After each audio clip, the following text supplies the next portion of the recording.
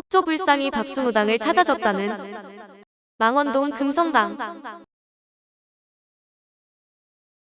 마포 망원동에 금성당이 있었다는 사실을 알고 있는 사람은 별로 없는데, 샤머니즘 박물관장 양승종 박사의 마포 금성당 흔적이란 논문에서 처음 밝혀졌고, 마포 사람들도 금성당이 있었는지 잘 모릅니다. 금성당의 위치는 망원 1동 239번지 2에서 4호에 있었다고 하는데, 이곳은 합정동 457번지에 있는 망원정과 마주하고 있으며 행정구역상 가운데 길이 생겨 한쪽은 망원동, 한쪽은 합정동이 되었습니다. 이 금성당의 터는 궁유지였으며 금성당의 자리에 교회가 들어섰고, 교회에 신도가 없어 민간인에게 팔렸고, 지금은 아이파크 아파트가 들어서서 금성당의 자취를 찾아볼 수 없습니다. 금성당의 근처에 수백 년이 넘은 은행나무가 한 그루 있었고, 은행나무 주위에는 선앙당이 있었는데, 선앙당에는 금줄이 쳐 있었으며 길을 걷던 여인들이 조그마한 돌을 한 개 얹어놓고 합장을 했다고 합니다. 은행나무 옆에는 아주 오래된 석조불상이 있었다는데, 아이를 낳지 못하는 여인들이 찾아와서 기도하는 불상으로 1952년 큰 장마에 떠내려 갔다고 합니다. 동남향으로 지어진 금성당은 약 40여 평으로, 둘레에는 사각형으로 바람을 막아주는 돌담이 있었으며, 담은 흙담으로 듬석듬석 돌이 들어있었는데, 이 금성당은 내력을 갖고 있습니다.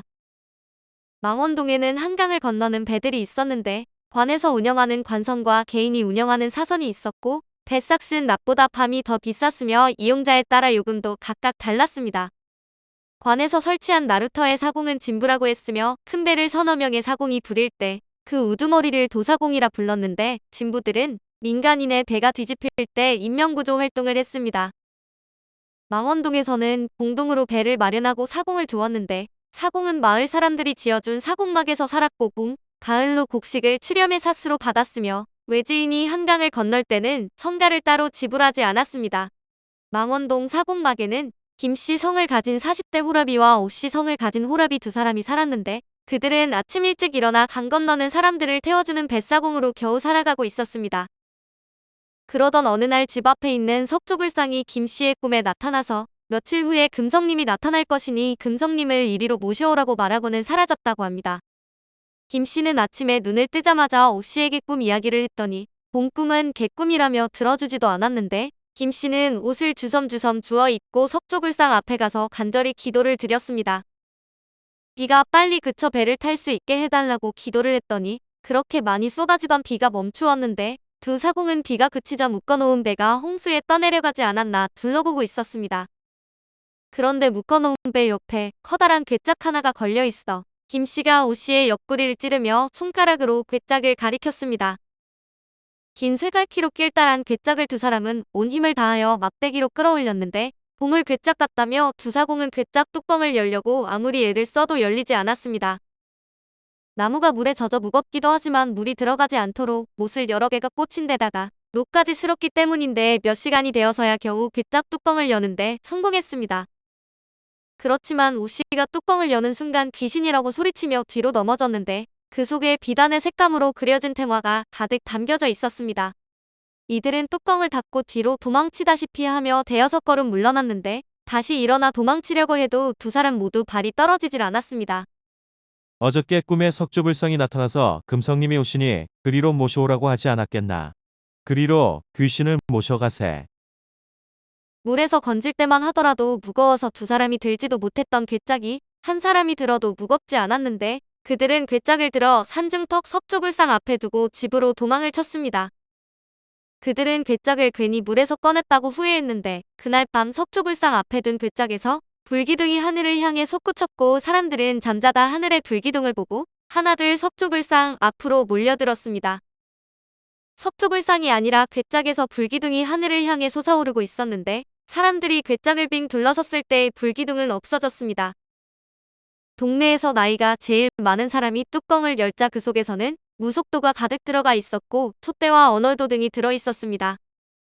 귀신이 그려져 있는 탱화를 어떻게 처리해야 할 것인가를 놓고 의논은 계속되었지만 누구 하나 앞장서서 처리하겠다는 사람이 없었습니다. 일단 비에 젖지 않도록 탱화가 든 괴짝을 옮겨놓고 동네 사람들이 회의를 했지만 별 소용이 없었는데, 그날 밤 나이가 제일 많은 어른의 꿈에 석조불상이 나타났습니다.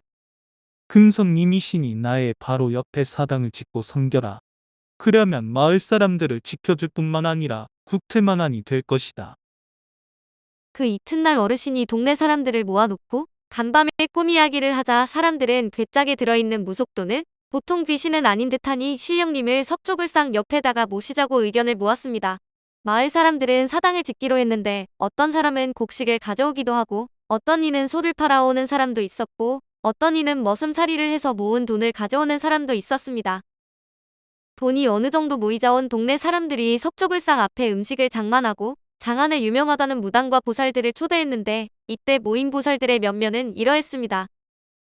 면목동의 월정사의 보살, 아현동의 백년사의 보살, 번동의 김보살, 화곡동의 하얀 동자보살, 화양리의 미르감의 보살, 천호동의 선녀대신, 이태원의 보현암 보살, 아현동의 천도사, 답심리의 장군보살, 망원동의 은수보살, 봉천동의 부암정사의 보살, 화양동의 동자보살, 이태원의 금강정사의 보살, 송월동의 총각도사, 가락동의 천지신명. 제를 올리고 이들에게 누구를 그린 탱화인지를 물어보았으나 무속인들은 각기 달랐는데 어떤 이는 최영 장군이라고 하였고 어떤 이는 남이 장군이라고 했습니다. 결국 나중에 알고 계실 임자가 있을 것으로 보고 당을 짓기로 했는데 당은 35평 크기로 일자형으로 지었고 금성님과 용장군, 칠성님 등을 각각 걸었습니다. 당의 주위로는 빙 둘러가며 은행나무와 전나무 그리고 상나무를 심자 당을 책임지고 빌어줄 박수무당이나 무당을 찾는 일이 남았었습니다. 그러나 그날 밤 김씨의 꿈에 석조불상이 나타나 무화의 그림은 금성님이시니 가막산에 가면 물고를 받으러 온 붉은 옷을 입고 고깔 모자를 쓴 무속인이 있을 테니 그 여인을 모시고 오라고 현몽해 주었습니다. 김씨는 동네 사람들에게 간밤에 꾼꿈 이야기를 하자 김씨에게 가막산에 가서 당을 모실 무당을 모셔오도록 했다고 합니다. 오늘은 석조불상이 박수무당을 찾아줬다는 망원동 금성당 이야기였습니다.